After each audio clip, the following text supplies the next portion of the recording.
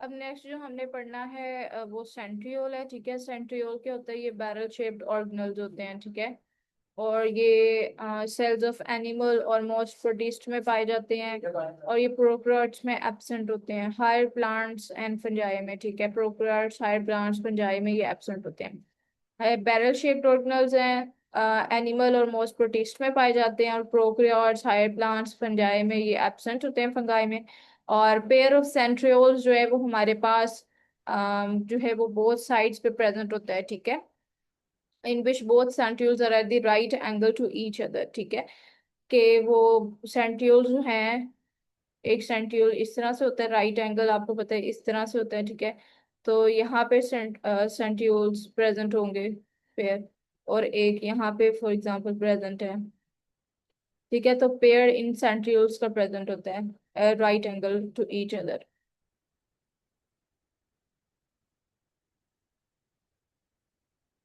ये प्रोकैरियोट्स में एब्सेंट होते हैं, हायर प्लांट्स और फंगाई में एब्सेंट होते हैं।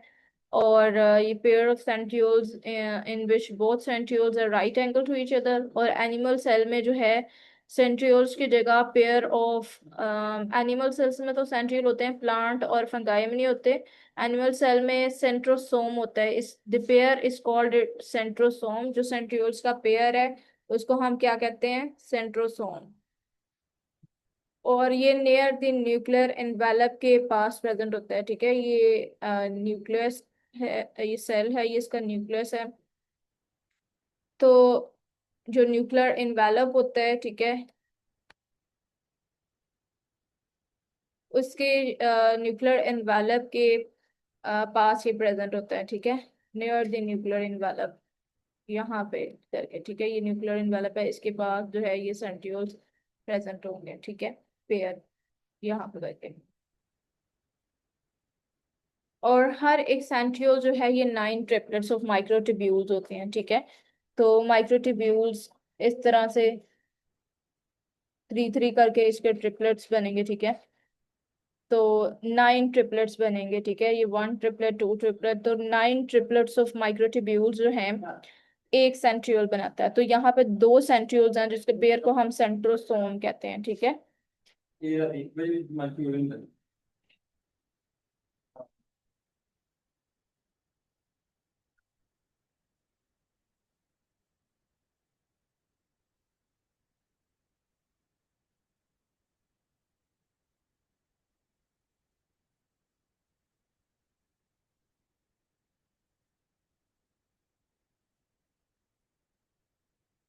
आगे नेक्स्ट हमारे पास जैसे ही सेल डिवीजन स्टार्ट होती है तो जो पेयर ऑफ सेंट्रियोल हैं ये डुप्लीकेट कर दे जाते हैं। ठीक है, जैसे सेल डिवीजन स्टार्ट होती है, फॉर एग्जांपल एक सेल है, उसने आगे डिवाइड हो जाना है 2 सेल में।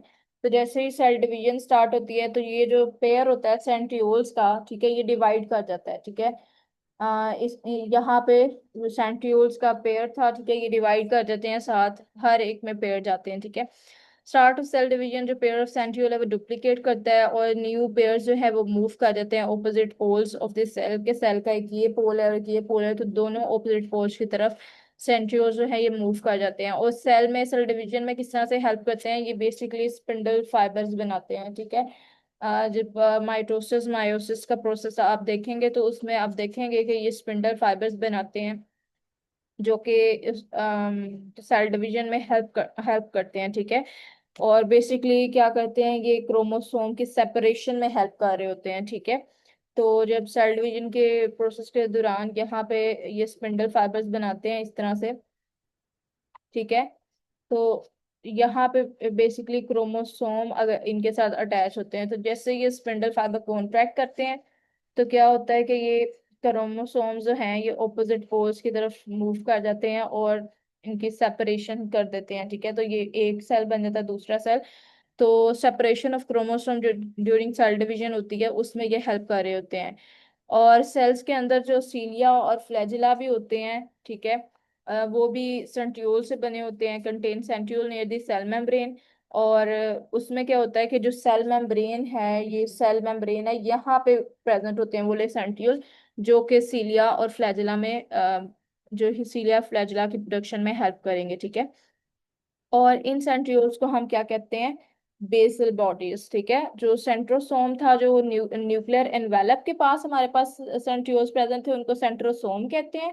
और जो हमारे पास सेल मेम्ब्रेन के पास प्रेजेंट होंगे उनको बेसल बॉडीज कहेंगे। और बेसल बॉडीज जो है बेसिकली ये सीलिया और फ्लैजिला की फॉर्मेशन में हेल्प करते हैं। आपने देखा होगा कुछ सेल्स होते हैं उनके ऐसे सीलिया फ्लैजिला निकले होते हैं, और कुछ के सीलिया आपको छोटे छोटे हेयर लाइक स्ट्रक्चर होता है। तो यहाँ पे जो सेंट्रियोल्स होते हैं ना, उनको हम बेसल बॉडीज कहते हैं, वो यहाँ पे सेल मेम्ब्रेन के पास प्रेजेंट होते हैं, ठीक है।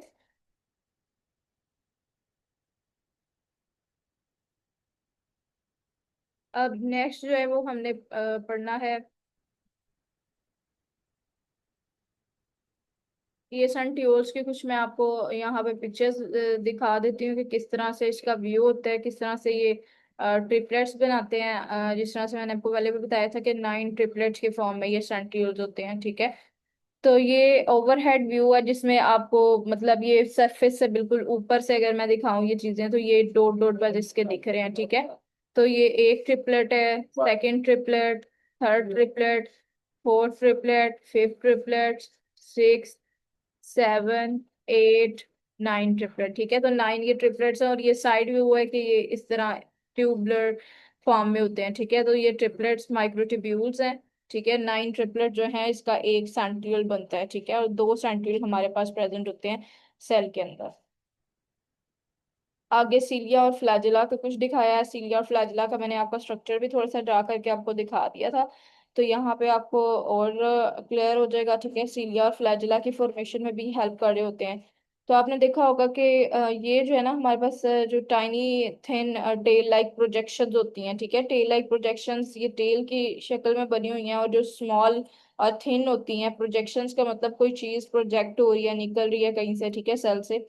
तो इनको हम कहते हैं सीलिया। ज्यादा सारे जो होंगे मोर देन वन सीलिया कहेंगे, और सिंगुलर सीलियम कहेंगे इसको।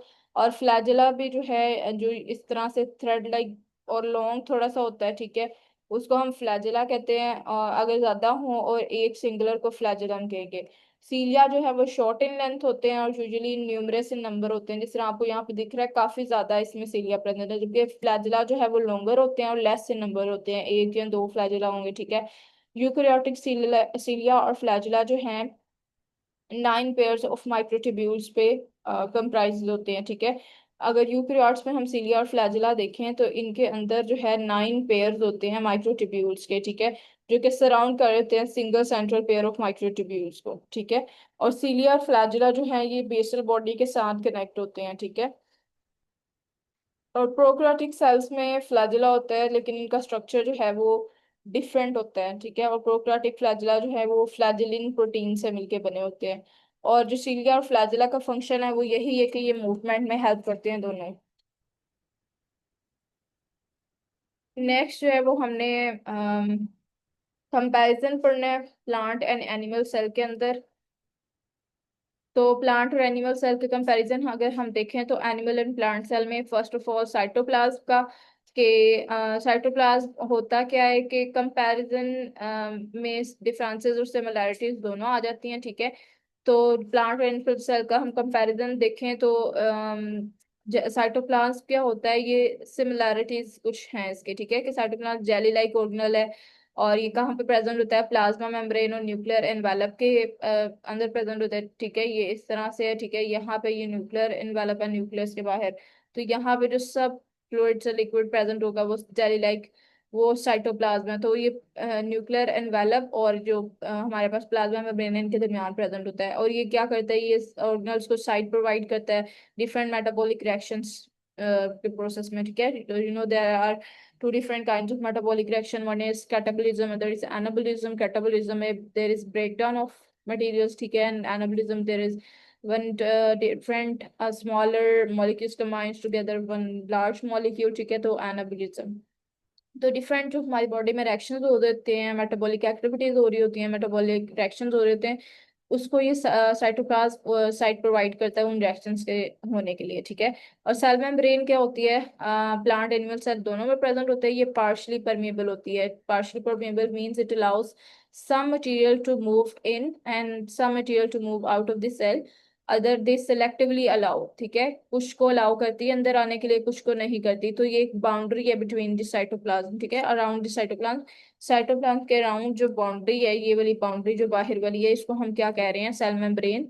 और ये अराउंड साइटोप्लाज्म होती है, और ये कंट्रोल करती है कौन से सब्सटेंस सेल के अंदर जाएंगे या सेल से बाहर जाएंगे। फिर न्यूक्लियस आ जाता है। न्यूक्लियस जो स्फेरिकल ओवर ऑर्गेनल है। इसके अंदर क्या होता है, डीएनए होता है, दोनों में प्लांट एनिमल सेल में प्रेजेंट होता है ये। लेकिन डिफरेंस क्या है कि एनिमल सेल के ये सेंटर में होता है और प्लांट सेल में साइड पे चल जाता है, क्योंकि प्लांट सेल में वैक्यूल होता है जो कि सेंट्रल पोजीशन ले लेता है। और फंक्शन इसका सेम ही है, सेल डिवीजन में हेल्प करता है, सेल की जो एक्टिविटीज हैं उनको कंट्रोल करता है, ठीक है।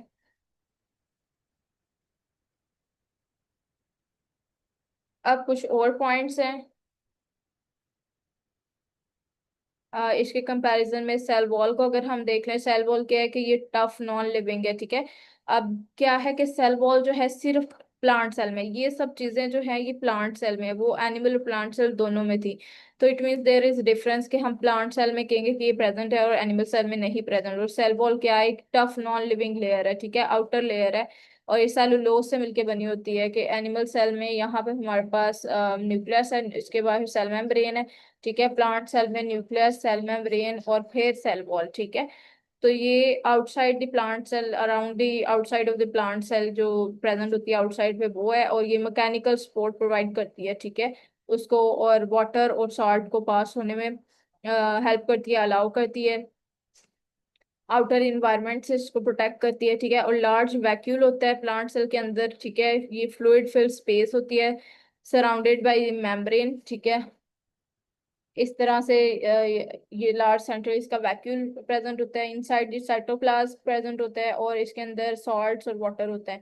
और ये प्लांट को टर्जिडिटी इसके मेंटेन करने में हेल्प करता है। जो प्लांट थोड़ा सा टर्जिड रहता है, थोड़ा सा उसका फ्लूइड उसके अंदर होता है, थोड़ा सा फूला सा रहता है, ठीक है, उसकी टर्जिडिटी उसकी शेप मेंटेन रहती है। और क्लोरोप्लास्ट क्या होता है, एक ऐसी ऑर्गेनल है जो कि जिसमें क्लोरोफिल होता है, हमने अभी पढ़ा भी है प्लास्टिक के अंदर, ठीक है। ये इनसाइड साइटोप्लाज्म प्लांट सेल में रिप्रेजेंट होता है, एनिमल सेल में नहीं होता, बिकॉज एनिमल सेल में कोई फोटोसिंथेसिस का प्रोसेस नहीं होना होता, ठीक है। और ये क्या करते हैं, ये लाइट्स को, लाइट एनर्जी को ट्रैप करता है फोटोसिंथेसिस के प्रोसेस में हेल्प करने के लिए। आगे कुछ structural advantages of plant in animal cell हम देखेंगे।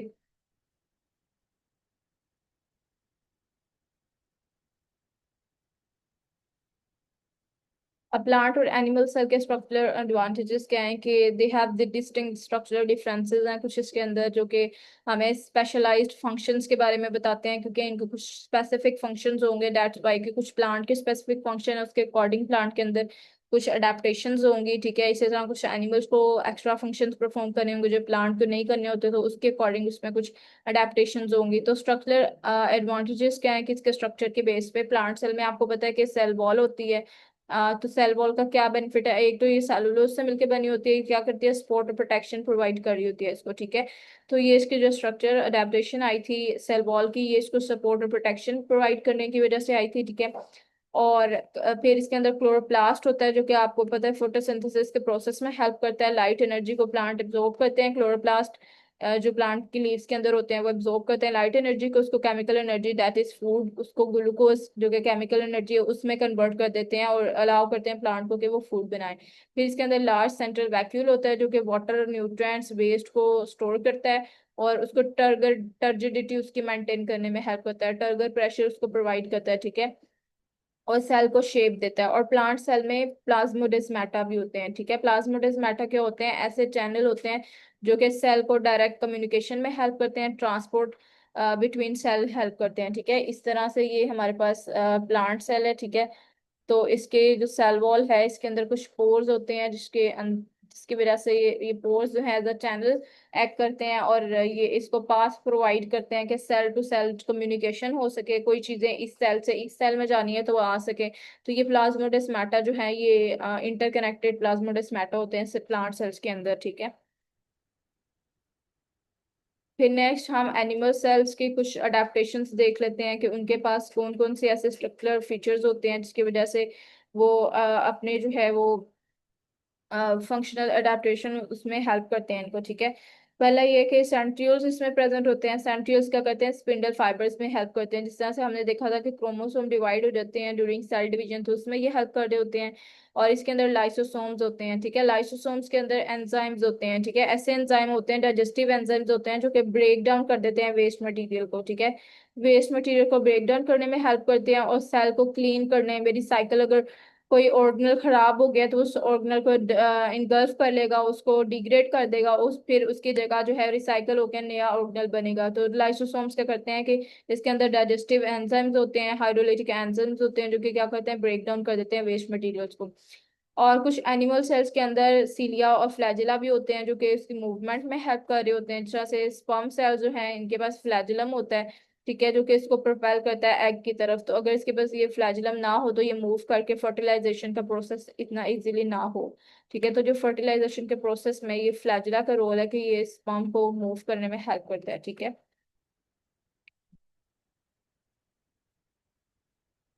फिर नेक्स्ट हमारे पास के इसके अंदर जो है ये एंड वाला इसका लास्ट जो पॉइंट क्या है कि इसके पास रिजिड सेल वॉल नहीं होती, ठीक है। अब सेल वॉल क्या करती है, उसको शेप मेंटेन करने में हेल्प करती है, ठीक है। तो लेकिन इसको अपनी शेप जो है थोड़ी सी चेंज भी करनी होती है, इसके पास फ्लेक्सिबिलिटी होनी चाहिए, क्योंकि इसने सेल मूवमेंट भी करनी है। जिस तरह से वाइट ब्लड सेल्स जो होते हैं उनको अपनी साइड से मूव करके जाना होता है, जहाँ पे इन्फेक्शन हुआ हो, कोई इंजरी होगी हो तो वहां पे जाना हो। तो जब इनके पास अगर सेल वॉल होगी तो ये इजीली से मूव नहीं कर पाएंगे, ठीक है, अपनी शेप चेंज नहीं कर पाएंगे। दैट्स वाई के कुछ जो फीचर्स हैं स्ट्रक्चरल एडेप्टेशन वो सिर्फ प्लांट्स के लिए हैं और कुछ जो है एनिमल के लिए हैं, क्योंकि उनके फंक्शंस वेरी कर रहे हैं, ठीक है। तो उनके पास उनके फंक्शन के अकॉर्डिंग एडेप्टेशंस है।